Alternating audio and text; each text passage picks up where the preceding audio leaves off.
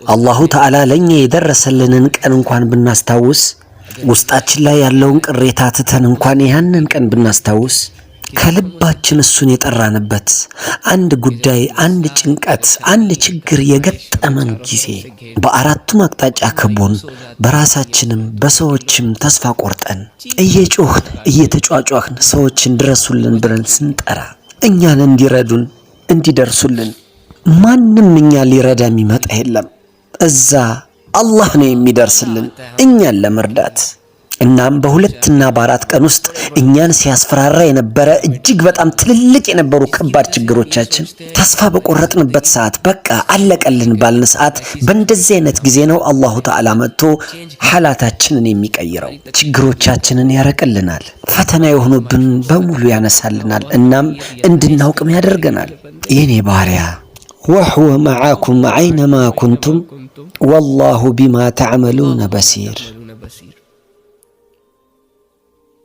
እኔ ካንተ ጋር ነኝ። የትም ቦታ ሁነህ ምንም እያደረግሁን ባንተ በየትኛውም እንቅስቃሴዎች ውስጥ የኔ እይታ አንተ ላይ ነው።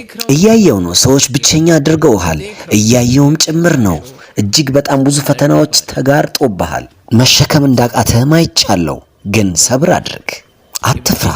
ለኢብራሂም አለይሂ ሰላም እኮ እሳትን በሚያዘጋጁለት ጊዜ ኢብራሂም አለይሂ ሰላምም እሳቱን በአይኖቻቸው እያዩ ነበረ።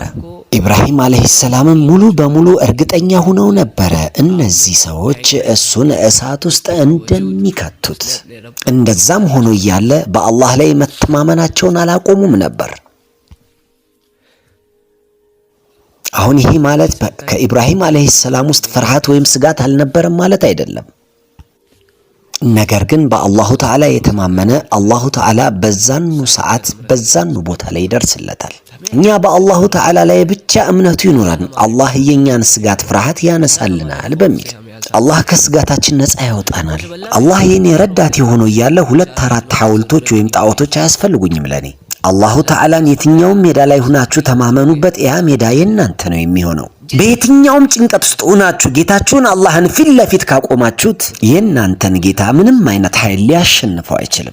ጸጥ ብላችሁ ወደ አላሁ ተዓላ ብቻ ተመለሱ። ምድር ላይ ያሉ ሰዎች ስለ አላሁ ተዓላ የሚሉትን ይበሉ እነሱ። የናንተ ነፍስያና ሸይጣን ሊያስተምሯችሁ የሚፈልጉትን ያስተምሯችሁ። ማመን ያለባችሁ እናንተ ጌታችሁን አላህን ብቻ ነው። አይሆንም ጌታዬ አላህ እኔን በፍጹም አይለቀኝም። የኔ ጌታ ዝንጉም አይደለም። የኔ ጌታ ወንጀለኛውም ሁኜ፣ የኔ ጌታ ተጠያቂውም ሁኜ፣ የኔ ጌታ ብዙ ሺህ ጉድለቶችም ውስጤ ላይ እንኳን ኖረውብኝ፣ ነገር ግን ጌታዬን አላህን በጠራሁት ጊዜ ለበይክ ይለኛል። የኔ ጌታ አቤት ይለኛል። ሕይወታችሁን ለአላህ አስረክቡ።